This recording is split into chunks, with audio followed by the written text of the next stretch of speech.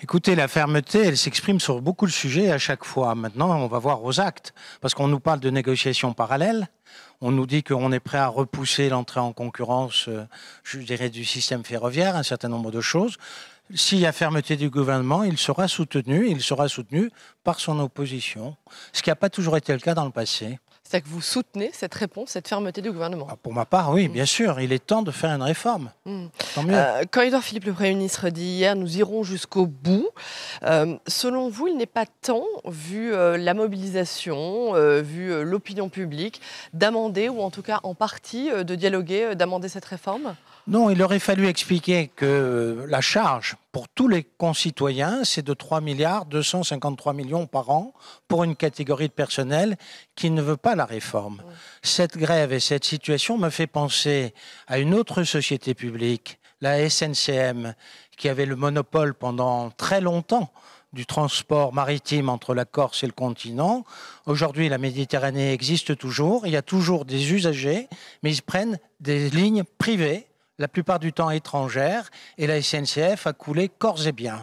C'était hier, la SNCM, c'était d'ailleurs une filiale à un moment donné dans l'histoire de cette entreprise, une filiale de la SNCF, et ça me fait penser exactement au même conflit. Le jusqu'au-boutisme et la volonté de ne pas vouloir réformer l'entreprise, ce sont deux conditions pour couler une entreprise. Qu'est-ce que vous nous dites là entre les lignes? C'est que c'est la survie de la SNCF qui est en jeu? Mais évidemment.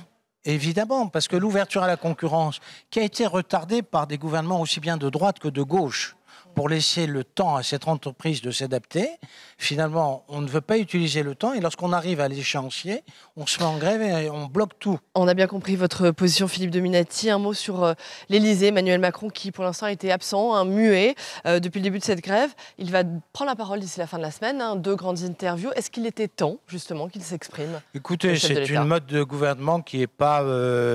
c'est un peu naturel de laisser au gouvernement et au Premier ministre d'entamer une réforme, et le Président de la République d'avoir un peu de recul et d'intervenir si nécessaire. Donc en mode de gouvernement, il n'y a rien à dire sur la méthodologie. Et vous attendez quoi de cette prise de parole présidentielle? La confirmation de la fermeté qu'il affichait. Si c'est pour reculer, évidemment, ce sera une déception.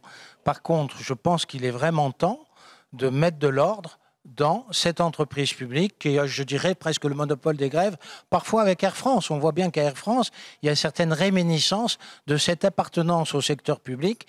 C'est tout le temps le secteur des transports dans notre pays qui est à la pointe des grèves. Vous parlez d'Air France, vous ne craignez pas justement une coagulation des mécontentements avec les universités? Les aiguilleurs du ciel. On a un statut particulier en France pour les aiguilleurs du ciel.